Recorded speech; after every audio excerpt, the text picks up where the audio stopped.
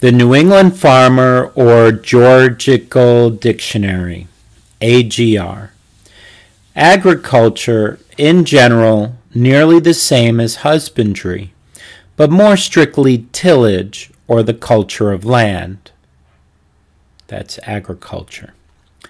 The word is compounded of ager, a field, and cultura, tilling, and intends the art or employment of rendering the earth fruitful by tillage, extending to the care of all useful vegetables. Horticulture, or gardening, is included in it, and therefore will not be wholly omitted in the following pages. Though in a more restrained sense, agriculture is used for the culture of arable lands, including plowing, manuring, feeding, and so on. Yet it is really conversant with the care of pastures and meadows, orchards and forests, and with the cultivation of all the useful fruits of the earth, that in any way are produced by the care and labor of man. Agriculture is justly thought to be the most ancient art, and it is certainly by far the most useful, necessary, and beneficial. The subsistence and welfare of mankind depend more on it than any or all others, and all other arts would soon be useless were the culture of the surface of the earth neglected. No art, therefore, ought to be held in higher estimation. The ancients valued it highly, and no good reason can be given why the moderns should lightly esteem it. The Egyptians, Greeks, and Romans ascribed the invention of this art to their little g, ODS. But Jews and Christians rather trace it up to Noah and Cain, the former of whom planted a vineyard, and the latter, long before him, was a tiller of the ground. Even Adam in paradise practiced one branch of this art. He was put into the Garden of Eden to dress it and to keep it. The immortal poet Virgil did not think agriculture a subject unworthy of his genius, and his Georgics are esteemed as some of the most excellent of his works. Agriculture has drawn the attention of some of the greatest men in all nations, many of whom have had their hands, as well as their heads, employed in it. Cyrus the Younger planted and cultivated his garden partly with his own hands, and it is well known that the Romans took some of their greatest generals from the plow. Cincinnatus, whose fame is great and whose name is much honored in America, was plowing in his field when the Roman army was besieged in its trenches by the Aequian Volsi. Being sent for, he went to the army, routed the enemy, entered the city in triumph, and then returned to his former employment. The monarch of the great empire of China every spring attends to the ceremony of opening the ground by holding the plow. What could more conduce to the encouragement of this occupation among his numerous subjects? Agriculture has been so great an object in Britain as to employ the pens of a multitude of its geniuses, and the English books that have been written upon it are surprisingly numerous. In that country, if I mistake not, husbandry has been brought as near to perfection as in any part of the world, and it is owing to this that the island supports so great a number of inhabitants, and that the English nation has been so opulent and powerful. Though other employments are oftentimes more lucrative to individuals than husbandry, none can be so advantageous to the world. If it is a slower way of gaining wealth than some others, it is perhaps the least hazardous of any. The farmer depends not on winds and waves, like the mariner, nor on the goodwill of his neighbors and the public, for employment and bread, like the mechanic. The business of husbandry is highly adapted to promote the health of the body and the cheerfulness and content of the mind. And if it were better understood in this country and more spiritedly pursued, both the pleasure and the profit attending it would be vastly greater than we have yet experienced.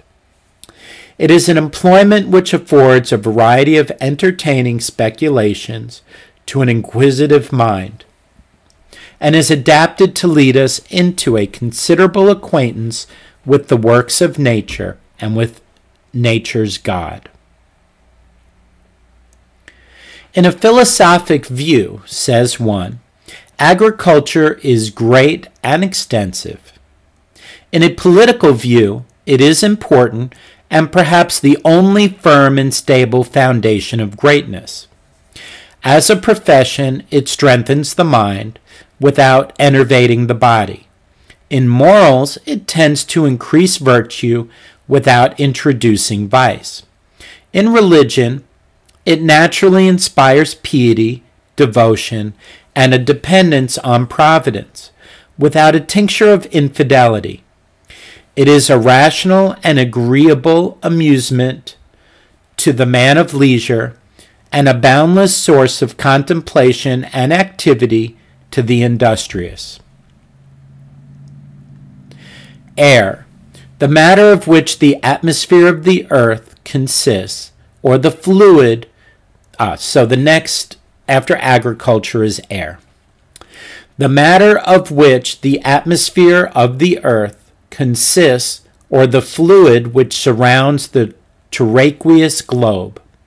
The air is always so loaded with heterogeneous particles that it is impossible entirely to extricate it from them. It is therefore considered by some as a kind of chaos. That it has much water in it is easily observable. The dew that nightly falls out of it proves it. 10,000 different streams from minerals, vegetables, and animals are continually ascending. Different steams from minerals, vegetables, and animals are continually ascending and mixing with the air. The air, therefore, contains much of the food of plants, for it is well known that all animal and vegetable substances nourish plants. Accordingly, the most barren turfs laid high in dikes, or such as in some countries are pilled up for fences or the walls of buildings by being long exposed to the air, become so highly impregnated with the food of plants as to be a rich manure. And it is well known to farmers in some countries that laying the surface of the land in steep ridges only during one winter conduces much to its fertility. The fertilizing particles in the air easily enter the soil when it is loose and open and much exposed to the penetration of air. Seeds that are secluded from the air will not vegetate. Those which are buried deep in the ground will not sprout, till by some means they are brought so near the surface as to supply them with air. Numbers of new weeds will appear on fallowed land after every plowing, the reason of which is that each plowing brings up some seeds to the air, which were before too low or too closely confined to receive its influence. Mr. Ray sowed some lettuce seed in the glass receiver of an air pump. Exhausted of air, which seed did not grow nor sprout at all in 8 days, whereas some of the same seed, sown at the same time in open air, was risen to the height of 1.5 inches, but the air being admitted into the receiver, the same seed which had not discovered the least sign of vegetation in so many days before, in a week grew to the height of 3 inches. I should insert in this that this is about 200 years old, so some of the stuff in this is going to be outdated and wrong, but some of this will probably be wise and correct. So you'll have to check all the information in this old book. A plant needs air in every stage of its growth. Its outer coat needs a free air to keep it in a dry state and give it solidity. It absorbs air and perspires it. It is an essential part of the nourishment of plants, which enters chiefly at their roots, but very plentifully also through the pores of the leaves. Air is known to exist in all plants. They sensibly send forth much of it when they are burning in the fire. A free circulation of air about all parts of the surface of a plant is necessary to keep it in a healthy state. It is the want of this which causes thick grass and grain to lodge before it is come to maturity. Therefore, care should be taken that grain be not sowed too thick, nor the weeds suffered to grow among it, in such plenty as to stop the free currents of air through it. The stems will be soft and feeble if they are not hardened by a free current of air among them. Anticor. A swelling in the gullet and throat of a horse, and is the same which in man is called angina. It proceeds from the same causes that bring on many other diseases on horses, from hard riding, exposing a horse to the cold, giving him cold water to drink when he is hot, full feeding, and whatever else may cause a stagnation in the blood. The signs of this disorder are all those that accompany a fever, for an Anticor, while it is internal, never wants a fever to attend it. But when it shows itself externally, the fever begins to abate, unless it continues to be both external and internal. So long as the inflammation continues in the gullet, the horse forsakes his food. And though he has frequent inclinations to drink, the first gulp deters him from meddling with it again, until he has forgot the pain and agony it put him into.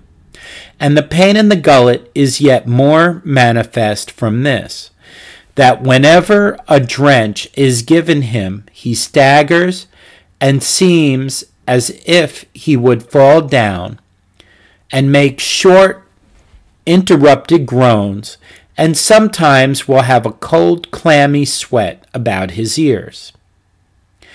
The cure must be begun by bleeding, and that need not be very sparing, for this disease, I think they used to bleed people back in that day. The cure must be begun by bleeding, and that needs not be sparing, for this disease seldom happens to horses that are poor and low. And here we also approve of sticking one or other of the veins in the hind parts to make revulsion. So, this stuff is probably outdated. After bleeding, the following cluster may be given. Take 2 handfuls of barley, 2 ounces of sal polycrest, reduced to fine powder. Boil them in 2 parts of water for 1/4 of an hour. Add to the decoction a pint of wine, 4 ounces of fresh butter, and 2 ounces of oil of rue. Let this be given blood warm and repeated twice a day or oftener. If he takes to food, nothing must be given him but moistened hay and scalded bran, or whatever else must be, chiefly such things as are proper to keep down the heat and inflammation, and abate the feverish symptoms, for which purpose we recommend, after blooding, those things that are proper to promote sweat. Therefore let the following drench be prepared for him. Take treacle water and cardus water, of each 1 pint, dissolve in these 2 ounces of Venice treacle, and after this has been given, clothe him well, and give him a little warm water to drink. Instead of the treacle and cardus water, a pint of stale beer mixed with small beer may be used. Nothing is so effectual to remove inflammation, especially after bleeding, as sweating.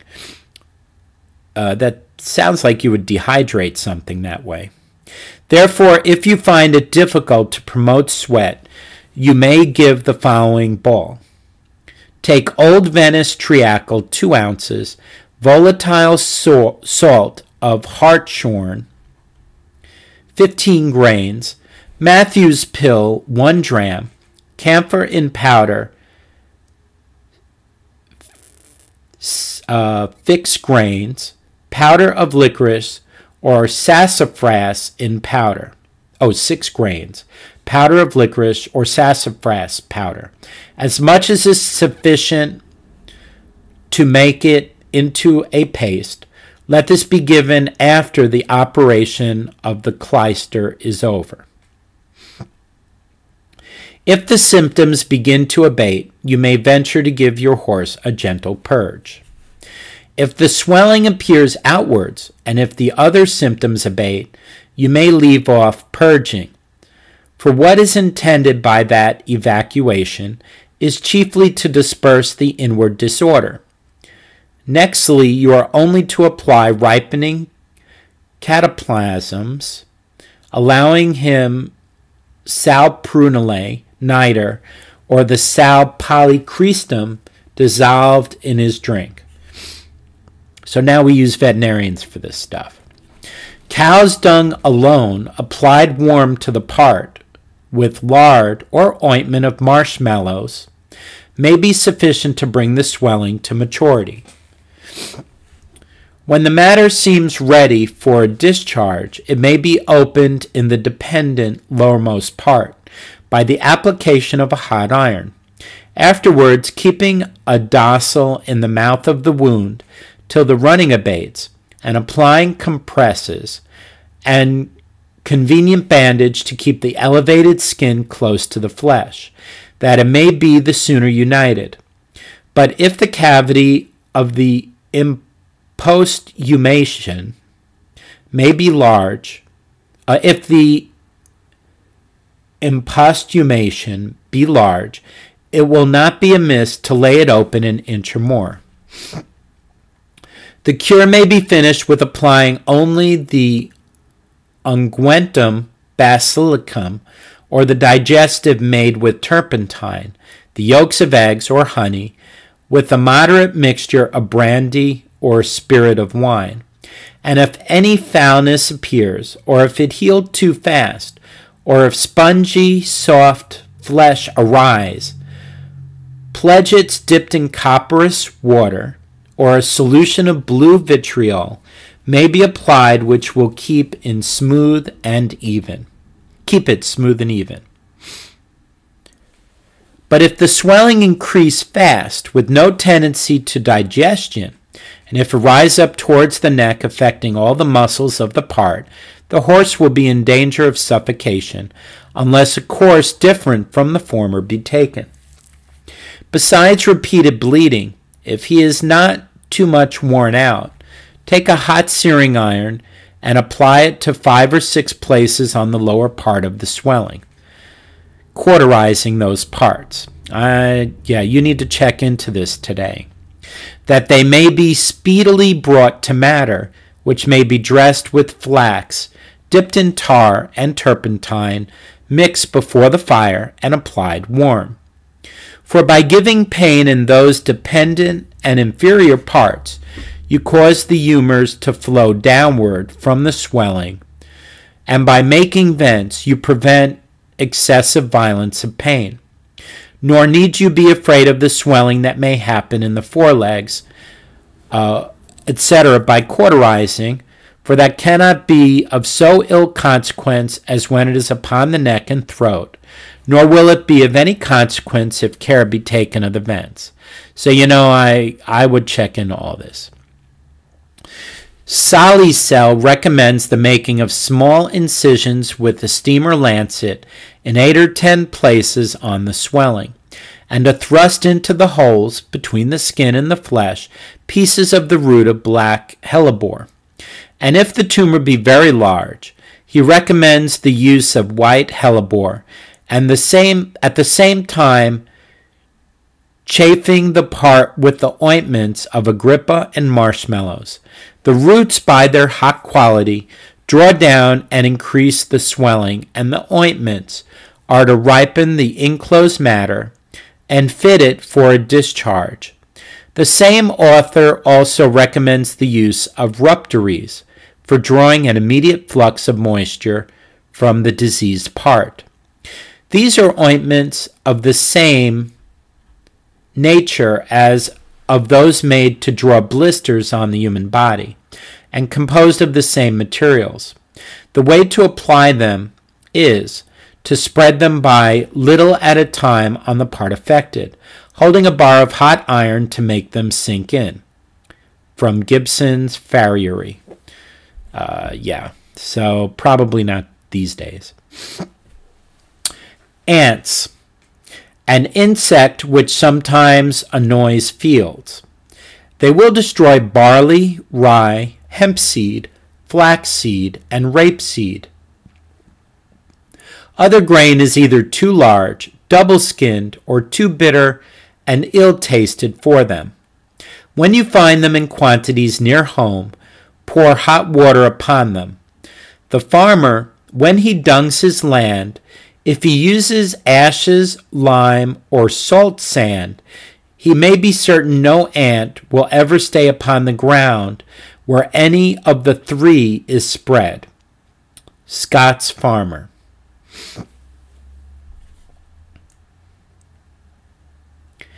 Apples.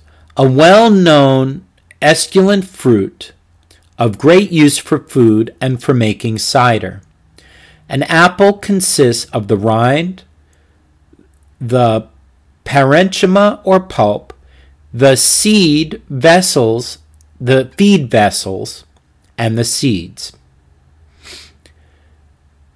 The sorts or varieties are numerous almost beyond account, and it is said a seed will not produce fruit of the same kind with that from which it is taken. Sometimes I think I have found that it will, but I do not know that it will in all cases. The seed of grafted fruit will not produce such fruit as the graft produced, but probably such, if any, as the stock would have produced, if it had not been grafted. All the kinds of apples are distinguished into sweet and sour, though some partake so equally of both qualities that it is doubtful to which class they belong. They are also divided into natural fruit and grafted. The grafted and the natural fruit were originally the same. The grafted sort have been selected for propagation and are generally more pleasant for eating, The latter are of equal value for other uses. Some apples ripen early. These are used to make into cider. Others ripen later and are better to preserve for use in the winter and spring.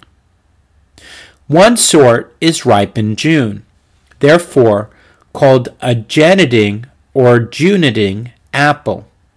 But most sorts are not ripe till autumn, and some not till winter.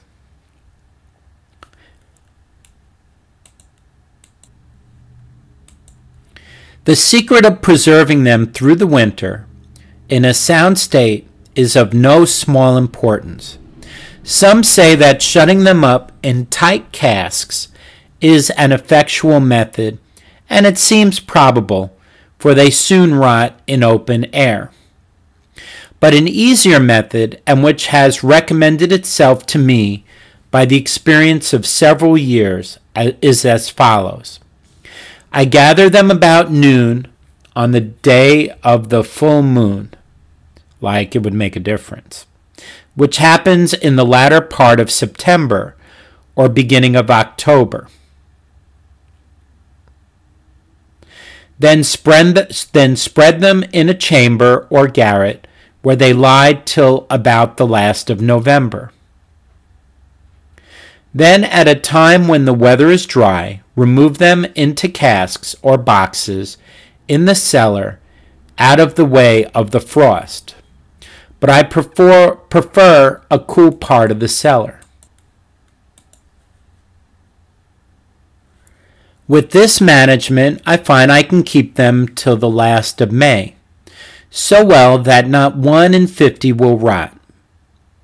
In the autumn of 1793, I packed apples in the shavings of pine, so that they scarcely touched one another. They kept well to some time in May following, though they were a sort which are mellow for eating in December. Dry sawdust might perhaps answer the end as well. Some barrel them up and keep them through the winter in upper rooms, covering them with blankets or mats to prevent freezing. Dry places are best for them. Some may think it whimsical to gather them on the day above mentioned, but as we know, both animals and vegetables are influenced by the moon in some cases, which may we not suppose a greater quantity of spirit is sent up into the fruit? When the attraction of the heavenly bodies is greatest. I don't know where he gets that from. If so, I gather my apples at the time of their greatest perfection, when they have most in them that tends to their preservation. I suspect that the day of the moon's conjunction with the sun may answer as well, but I have not had experience of it. The same caution, I doubt not, should be observed in gathering other fruits and even apples for cider, but I have not proved it by experiments. Apple tree, Pyrus, a well-known fruit tree of great importance to mankind. The way to propagate them is by sowing the pomace from cider mills, digging or hoeing it into the earth in autumn. The young plants will be up in the following spring, and the next autumn they should be transplanted from the feed bed into the nursery, in rows from 2 to 3 feet apart, and 1 foot in the rows where the ground has been fitted to receive them. The ground for a nursery should not be very rich, but mellow and well pulverized and cleared of the roots and seeds of weeds. It is a good rule that the young trees at their final transplanting into orchids should not be put into poorer, but rather into richer ground than that to which they have been accustomed. For by not finding their usual supply of nourishment, they will be stinted in their growth and never become good trees. If apple trees happen to be full of fruit, the first year of their bearing, they will not be so exhausted as to bear little or none the following year. But by the third year they will be so recruited as to bear another plentiful crop. Having got into this alternate bearing, they must continue in it. But trees which begin their bearing gradually become annual bearers. These observations do not so obviously hold with respect to any other fruit trees that I know of. The reason may be that no other are so plentifully loaded with fruit at any time. It is wished that naturalists would observe whether accidents do or do not sometimes disadjust this regular alternate bearing, as when the fruit happens to be all killed by frost at the time of blossoming, or when the roots of a tree are highly manured in its barren year. When a tree has part of its limbs grafted, the alternation will be the same in the grafted and in the natural part of the tree, for the nourishment abounds or is deficient in both at the same time, so that it is not to be expected that a scion will follow the rule of its parent tree in bearing. It is said that when an apple tree has become barren, its fruitfulness may be renewed by stripping off all the bark from its body and from some part of the largest limbs, and that this operation must be performed at the time of the summer solstice. I don't know about that. But concerning this, I can say nothing from experience. Probably. Arable land, that which is fit for plowing, or which has been plowed from time to time. The name comes from the Latin arare, to plow. Any land is naturally arable, which is not too steep, too rocky, too wet, or too much filled with strong roots. But most or all these hindrances of the plow may be removed, and land may become actually arable, which is not naturally so. It is necessary that each farm should have a sufficient quantity of this sort of land. Otherwise, the farmer will not be able to raise his own bread, roots, flax, and so on, nor will he know how to bestow his manure to so good advantage. But if so much as a 10th part of a farm be arable, it may answer well enough. Artichoke, called cynara by botanists, an esculent plant highly esteemed, it is much cultivated on the other side of the Atlantic. Artichoke, Helianthus tuberosus, called Jerusalem artichoke, a plant of the sunflower kind with an esculent root that is perennial. Artichoke, Helianthus tuberosus, called Jerusalem artichoke, a plant of the sunflower kind with an esculent root that is perennial. It is said to be a native of America. It grows luxuriantly and yields as plentifully as any kind of potatoes. Many persons are fond of eating them, but they are said to be a flatulent food.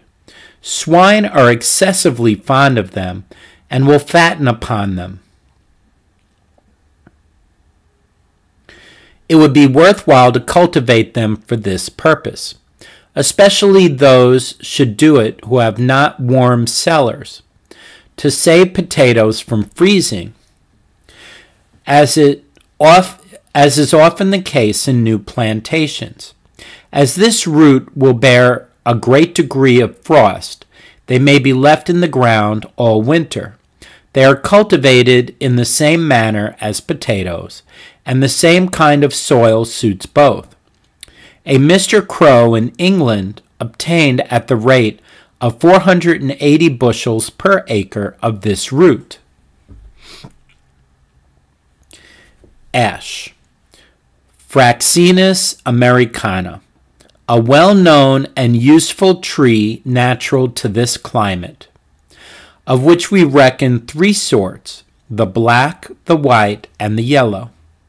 The body of the black ash is easily separated into thin strips by bruising it with a beetle, and is therefore much used for brooms and baskets. The white ash is of 2 sorts or varieties, one of which is a stiff, light, and durable timber. It is therefore highly esteemed by the farmer and much used for plows and carriages, and many of the tools used in agriculture. That is toughest which grows upon high land, but implements made of this wood should not be much exposed to the weather, for it soon rots if it be not kept dry. The bark of the ash is used by many to make vessels for storing of grain, seeds, and so on. They are light to handle, sufficiently strong, and extremely durable. The season of felling ash for timber is from November to February. If it be cut in the wrong season, the sappy part of it will be destroyed by worms and turned to what is called powder post.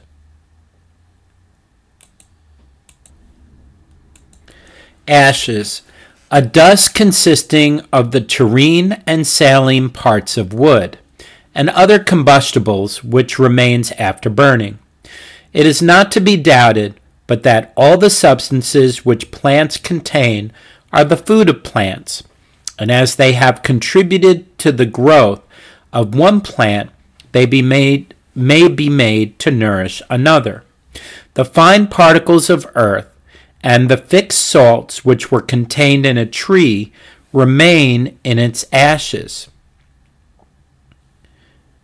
The growth of vegetables on burnt spots was evidence enough to convince men long ago of the advantage of this kind of manure. Ashes were found to be a good manure as long ago, at least, as the time of Virgil. He says, Ne pudit ephoetos cinerem immundum jactere per agros. Ashes are commonly accounted a manure most suitable for low and moist lands.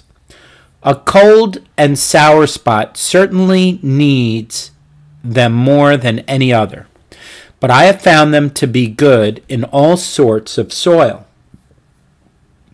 They are not only valuable manure, but an excellent antidote to the rapaciousness of worms and other insects. Therefore, they are more proper manure for all those plants which are liable to suffer by worms and insects, such as cabbage, turnips, cucumbers, melons, peas, and other pulse. They should be spread evenly and not in too great quantity. Wood ashes is an excellent nourishment for the roots of trees. They restore to trees what has been taken from trees, and tend at the same time to drive away certain insects which are hurtful to trees. Ashes of all kinds are a good ingredient in composts, which are kept under cover. But when they are laid upon land unmixed, they should be spread as evenly as possible. They are thought to do better on the top of the surface than buried in the soil, for there is nothing in them that will evaporate. Their tendency is only downwards, and their salts will soon sink too low if they be put under the surface. If they be spread upon ground which has tender plants, it should be done just before a rain, which will dissolve and soften their acrimony. For tender plants, when the weather is dry, will be apt to be injured by them, at least if they are in contact with the stems or leaves.